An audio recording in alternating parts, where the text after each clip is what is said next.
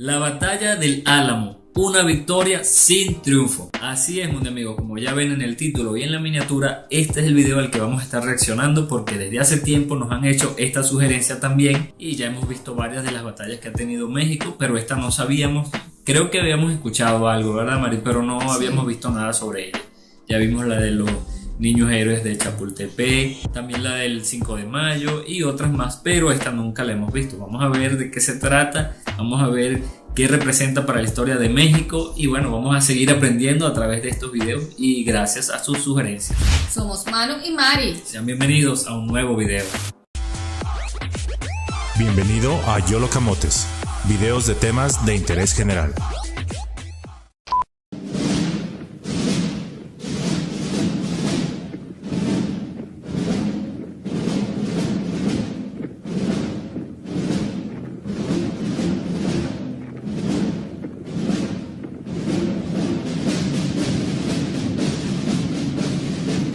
La Batalla del Álamo, también conocida como Batalla del Fuerte El Álamo, fue un conflicto militar crucial en la Revolución de Texas, que consistió en un asedio de 3 días de duración, desde su inicio el 23 de febrero hasta el asalto final el 6 de marzo de 1836, y enfrentó al ejército mexicano encabezado por el presidente Antonio López de Santana contra una milicia de secesionistas tejanos, en su mayoría colonos estadounidenses, así como mercenarios pagados por los Estados Unidos, en San Antonio de Béjar. Hoy en día simplemente San Antonio, en lo que aquel entonces era la provincia mexicana de Coahuila y Texas, hoy Estado de Texas, Estados Unidos.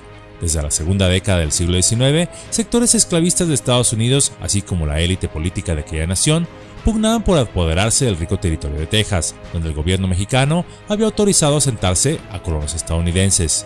Hoy deseo platicarte un poco de la famosa Batalla del Álamo.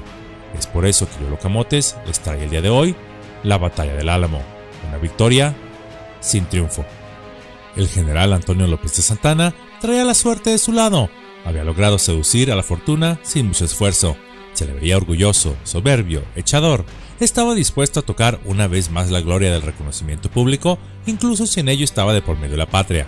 El grito de rebelión e independencia que recorrió Texas en diciembre de 1835 y que a nadie sorprendió, se presentó como la ocasión propicia para alcanzar nuevamente la fama. En los últimos 6 años, don Antonio López de Santana había cosechado varios éxitos políticos que no volverían a repetirse después de la Guerra de Texas, pero que en vísperas del conflicto le permitieron creer que contaba con los merecimientos para ser el primer hijo de la patria. En 1829, Santana hizo fracasar el intento de reconquista comandado por el español Isidro Barradas. En 1832 se convirtió en el fiel de la balanza que puso fin a la serie de golpes de estado iniciados en 1828 con la llegada de Vicente Guerrero al poder, y finalizados con su artera muerte en 1831.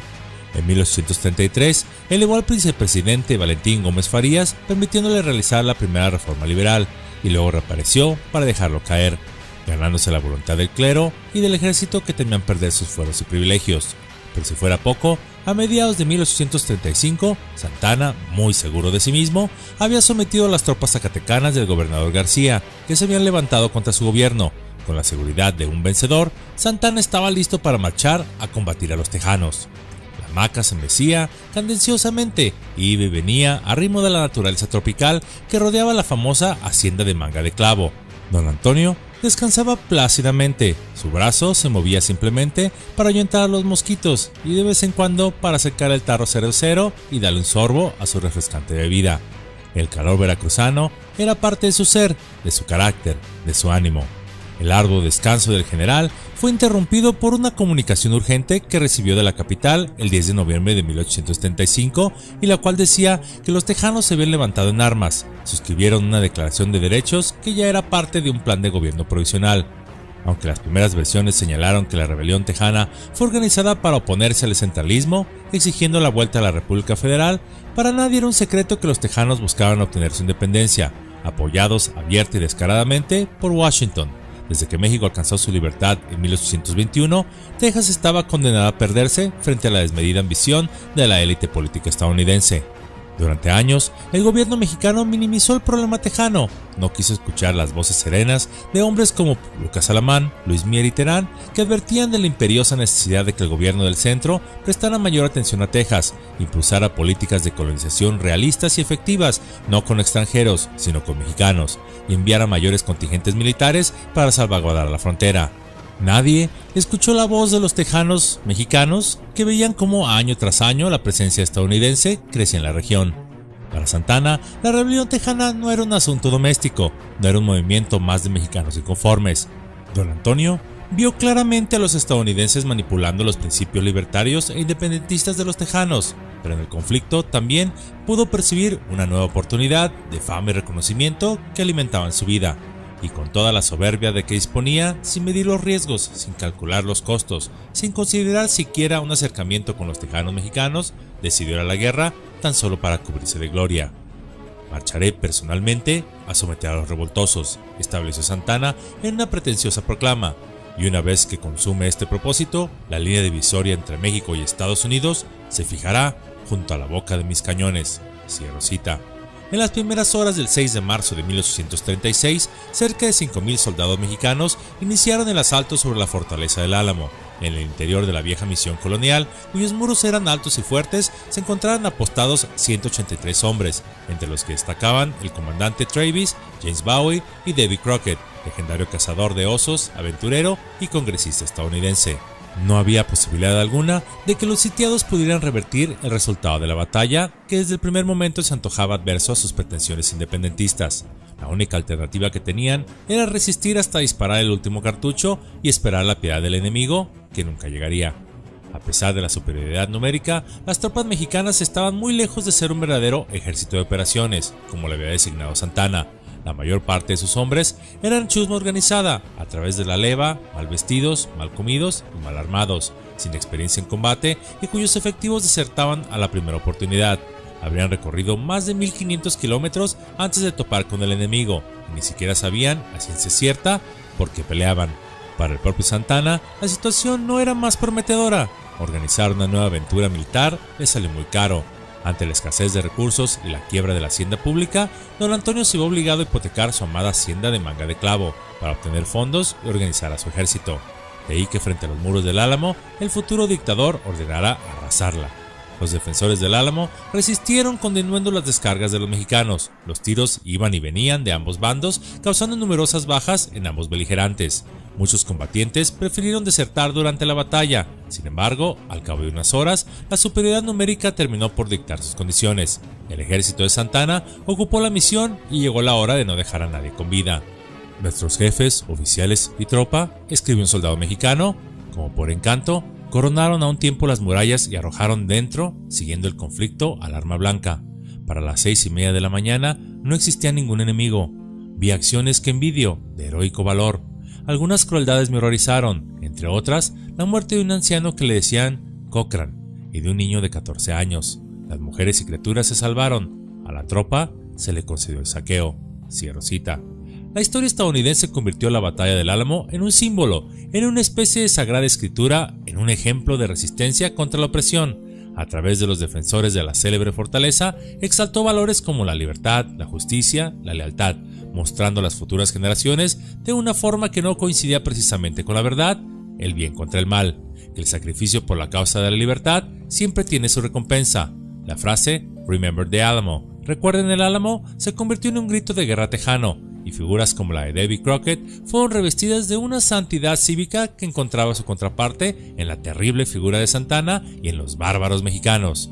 Sin embargo, su limitada visión de la historia, aquella que ha llevado a nuestro vecino país del norte a considerarse como una nación predestinada, hace poco énfasis en el hecho de que solo 32 de los defensores del Álamo eran colonos tejanos, y que los 151 restantes eran mercenarios estadounidenses reclutados en Tennessee, Kentucky y Alabama, perfectamente armados y pertrechados. El cuento de que luchaban por su independencia se vino abajo, pues casi de inmediato después de lograrla, se incorporaron a los Estados Unidos.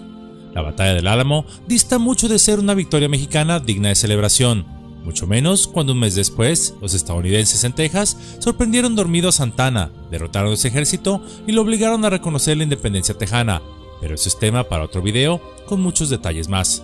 Sin embargo, es una muestra clara del doble estándar que pueda tener una nación, que cuando visiona los recursos de otra, echa por la borda cualquier principio de supuesta democracia, federalismo y civilidad para así apoderarse de lo que no es suyo según lo crea conveniente para sus intereses. El episodio del Álamo no tiene en realidad nada de heroico por ninguna de las partes. Santa Anna atacó un lugar sin ningún valor militar. Los defensores del mismo no defendieron ninguna libertad, pues eran colonos extranjeros en tierra que no les pertenecía y además eran apoyados por una nación extranjera.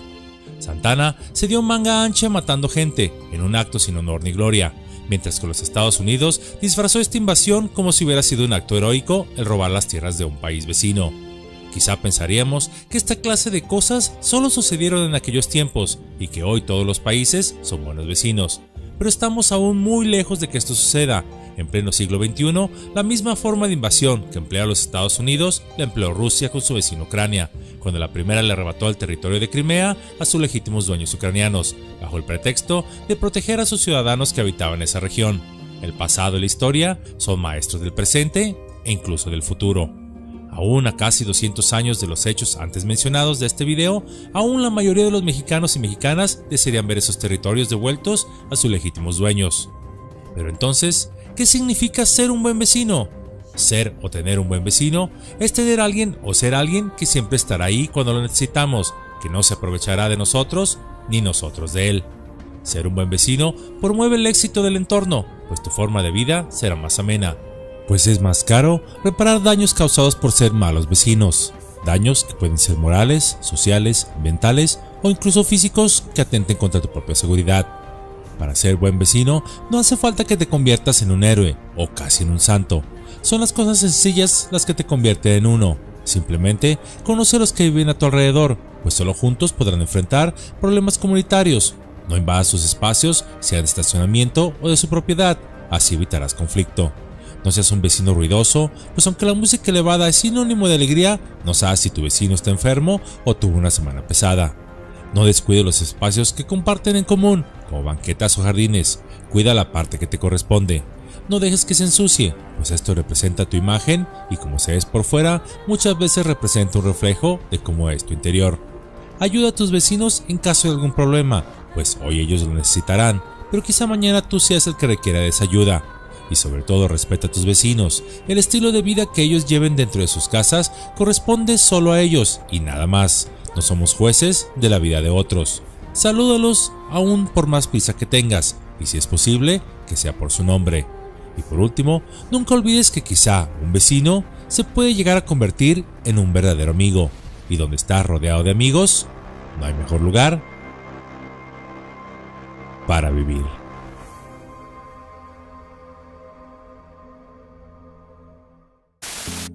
Oye, pero muy bien, muy buena la reflexión final, ¿no? que hacen acá este canal de Yolo Camote. Es verdad, todo eso que dice, porque muchas veces nos enfrentamos a situaciones diferentes, con diferencias entre los vecinos, por múltiples razones. Y de verdad son los que tenemos cercanos y son con los que contamos en un determinado momento, ¿no? La historia, como dice, la escriben los vencedores. Y la escriben a su manera, pues a la manera que a ellos les conviene. Y bueno, esta historia es algo muy similar, se cumple algo de eso, pues. ¿Y de cuándo es este video? Porque en realidad lo sugirieron, pero no vimos la fecha, porque por lo que comentan allí de Ucrania y Rusia, eso está actualmente, candente, como dicen. Sí, ahorita esa eso frontera está caliente, como dicen. Por eso me llama la atención, momento. no sé de cuándo es el video. Y bueno, sí, el país vecino, siempre el vecino, todo es el respeto. Y siempre y cuando todo se basa en el respeto, todos convivimos tranquilamente. Así es. Si ya un país ya es independiente, el otro país tiene que respetarlo. Yo me he hecho la pregunta en estos últimos tiempos, ¿cómo hubiese sido si, por ejemplo, hubiese sido solo una sola nación, Estados Unidos y México, desde el principio, y que antes de llegar los europeos, que fueron los que colonizaron allí en esa parte de Estados Unidos, hubiesen sido más el pueblo mexicano, pues los indígenas mexicanos hubiesen tomado gran parte de ese territorio del norte, más arriba, o sea, de Estados Unidos, completamente? ¿Cómo sería? Pues ¿cómo hubiese sido esa invasión? Interesante estuvo el video, en el sentido de que ahí se ve cómo cómo eran las guerras en aquel tiempo, pues, o sea, se escenificó en el video. Como me llamó mucho la atención lo de las escaleras que llevaban los combatientes, ¿no? Entonces yo me dije, ¿para qué? O sea, para saltar el muro y todo aquello. Si los de ustedes conocen más detalles, porque a veces nos han dicho que hay detalles que dicen en los videos que no son fieles a lo que fue la realidad en aquel tiempo, en aquel entonces. Sí, si ustedes tienen algún otro detalle que compartir acerca de lo que fue esta batalla, porque por lo que dice el título, fue como que una victoria que no tuvo realmente tanta repercusión, tanta importancia por cómo se dio. Pero como decimos siempre, ustedes que son los que conocen de manera más fiel cómo fue la historia, háganos algún comentario al respecto, pues. Bueno, mis amigos, nos veremos en un próximo video. Cuídense mucho. Bye, se les quiere.